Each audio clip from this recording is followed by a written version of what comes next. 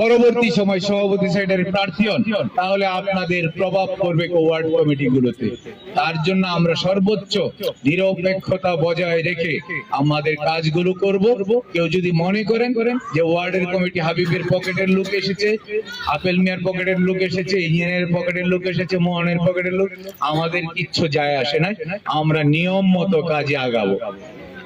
কথা ক্লিয়ার, বুঝতে পারছেন? আমরা কোনো পক্ষপাতিত্ব করব না, কারণ দল দীর্ঘদিন পরে ক্ষমতায় এসেছে, সবার একটা উল্লাস, একটা আশা আকাঙ্ক্ষা আছে যে সঠিক নেতৃত্ব হবে, সঠিক নির্বাচন হবে, একটা গণতান্ত্রিক প্রক্রিয়াতে নির্বাচনের মাধ্যমে কমিটি হবে, এতে কোনো সন্দেহ নেই। আপনারা ভালো থাকবেন।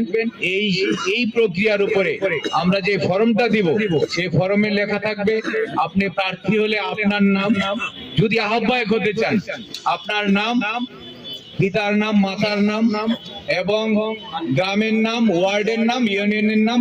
পরবর্তী পর্যায়ে থাকবে আপনি অতীতে সংগঠনের কি দায়িত্বে ছিলেন, আপনি কি কারাবরণ করেছেন, আপনি পূর্বে কোন পদ তৈরি করেছেন, আপনি যদি কারাবরণ করে থাকেন কতদিন হয়েছে, কতদিন কারাভোগ করেছেন, এবং 2018 সালে সংগ্রামী জাতীয় সংসদ নির্বাচনে 2018 পরবর্তী প্রেক্ষাপটে আপনার রাজনৈতিক ভূমিকা কি ছিল। সর্বোপরি আপনারা যদি এসব বিবরণ লিখে আমাদের কাছে জমা দিলে যদি যোগ্য মনে হয়, তখনই আপনাকে আপনার সঠিক পদে পদায়ন করা হবে। নচেত হবে না। বন্ধু আছেন, ভালোবাসার পাত্র আছেন, সালাম আলাইকুম, জায়গায় বসেন, সম্মান থাকবে। কিন্তু যারা দায়িত্ব নেবেন এটা হিসাব করে দেব।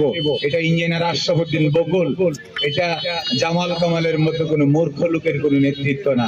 এখানে ইঞ্জিনিয়ার আশরাফুদ্দিন বকুল এইসব তথ্য উপাত্ত দেখেই আমাদেরকে পরিষ্কার একটা মেসেজ দিয়েছে, তোমরা আজকে মির্জানগর যাচ্ছ, পলাশতলী যাচ্ছ, কারো বাড়িতে খাওয়া যাবে না।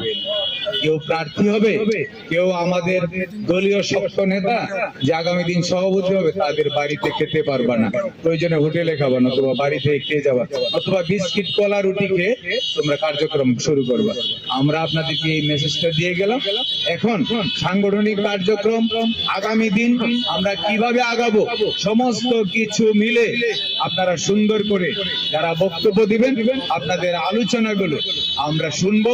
শোনার পরে এখানের যে সভা হবে, এই সভা থেকে সিদ্ধান্ত হবে, আপনাদেরকে ফর্ম দেওয়া হবে।